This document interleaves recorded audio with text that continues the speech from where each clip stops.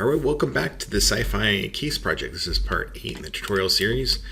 And as you can see, there doesn't appear to be that much difference between these two, but I did add more divisions here and kind of sealed up the caps on this guy.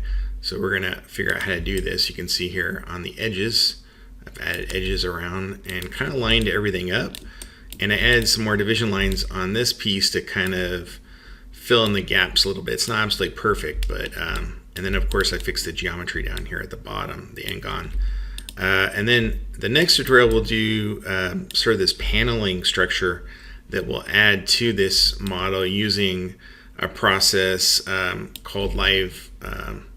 It's called make live objects using the quad draw tools, and it's very, very cool. So you can basically use an object to draw on top of. And I'm not going to take this any further because it is very time consuming, but I just wanted to kind of show you the process of what's to come. Anyways, let's get started on this to fix this. So we're going to select this guy, hit F to frame in on it. And if I isolate it, you'll see there's no edges inside. So first thing we're going to do is fix the geometry down here. And we use the quad draw. And basically you can see here, or not the quad draw, but the multi-cut tool. You can see here that the lines are going this way. I'm going to kind of follow that same path on this. And let's turn on wireframe on shaded here. And so I'm going to select this object and go in isolation mode by clicking on the arrow here. And just grab the multi-cut tool. And again, come down here and then click on this guy. And then again, hold Control and Shift to lock down an angle and then right click. So again, it's left click, Control Shift, left click, and then right click. So two lefts and then a right, basically, while you're holding down Control Shift.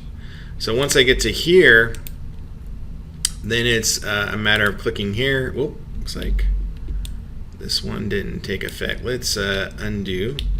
Anytime it has an issue where something's not quite working, just like try and do it over again. I don't think I clicked right. There we go. Now I'm going to click right here, Control Shift, and then left click, and then right click. And voila, now you got quads everywhere.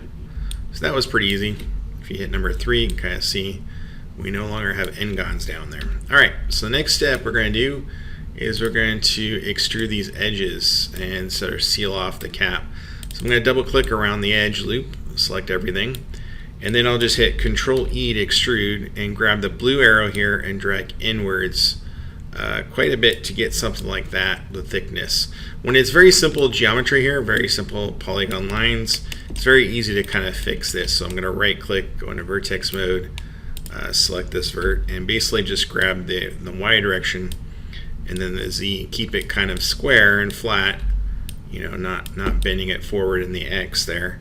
But basically kind of even out, and I'm just eyeballing it. I'm not using any snapping or anything. It's not really necessary at this point because this is again going to be all hidden geometry. It's just we need thickness there to add the edge loops. So that looks good, and then the tops look really good there. So now I'm going to double click on my insert edge loop tool, just make sure relative distance is selected, and then click and add an edge loop there, and I'm going to add an interior one here like that. And then right click and go to object mode on this guy. After I click on the arrow, click out, and now you can see we kind of have a sealed box. Now if I hit number 3, you're going to see some rounded edges in different areas, and things are not going to actually line up exactly. So there's a couple things we want to do. One thing might be nice is to hit 1 on this one too, and that way we can kind of imitate the geometry as we work here. So I'm going to add an insert edge loop down here at the bottom by clicking on it. And so I have this piece of geometry active right now. Click on edge loop, and actually, you know what? I'm going to do something a little more interesting just temporarily. This can be helpful sometimes because you can combine objects and you can separate objects. And since we want these edge loops to kind of line up close, I'm going to select this object and then combine them. You know, I have this in my hotkey, but I can always click separate and it will separate them exactly where they're at. So it doesn't weld them together or anything. So that requires a little more work, but that's under the mesh tools, combine and separate here. So what'll make it nice though is I can add an edge loop here on this guy and bring that up to wherever I want, which might be there, and that kind of lines up with that one now. And then if I want to add an edge loop down here, I can do that. And on this side, I can do it here and kind of do it at the same time. And so this just helps me in terms of management, in terms of making it work. Now, if an edge loop isn't quite where I want it to be, like this one's not quite as tight, I can double click on it and use the edge slide tool, which is this guy right here on my custom shelf. I believe that's in the, it's in the mesh tools here, the slide edge tool here. And the way it works, you just middle mouse drag, and you go right or left to the mouse, and it will kind of bring it up or down. And so I kind of want to just line that up a little bit better. It's about there maybe. And I actually probably want this to be a little bit tighter here. So I might just add an additional edge loop here. One there, and then I'll do it on this one too. One here. So now we got a tighter edge there, and we might as well do it at the bottom too, just to make it a little tighter there and a little tighter there. I think that should do it. Let's click out, right click, go to object mode, and then hit 3 on both of these. And you can see now the face edges are kind of working out pretty good. This part isn't quite right, but we'll fix that in just a sec with an edge loop. So what I'm going to do is hit 1, and then I'm going to hit separate. So I want these to be 2 separate pieces again. But you can see here now it's 2 separate pieces, which is pretty cool. And so now I have this one selected, and I'm going to add an edge loop. So I'm going to add one right here to tighten up that corner. And then there's nothing on the top here, so I'm going to add one up here. And I already added the bottom one, but on the side here, we need to add another one right there. And so by doing that, click out, right click, go to object mode and hit number 3. Now we've got a nice sealed kind of form that corresponds pretty well. So on this guy, let's hit number 3 also and see how they line up.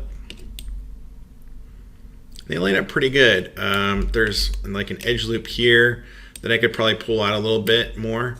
So if I double click on this edge loop, I'm going to control drag across some of these. So I'm going to control drag across there, hit number 4, make sure I have the ones inside turned off, and then hit W and kind of just bring these forward a little tiny bit more, just to kind of even out. Same here, double click on this and then control drag on the ones back, and then kind of pull this one forward a little bit, and that just kind of evens that out. And that looks good. Nice seam line there. The top matches really good with the other one, and then the side here, works pretty well so far. I mean, this one we haven't even touched, this far right piece of geometry. But now this is a really good spot. So in the next tutorial, we'll make this a live object and basically draw on top of it. So until then, see you soon. Cheers.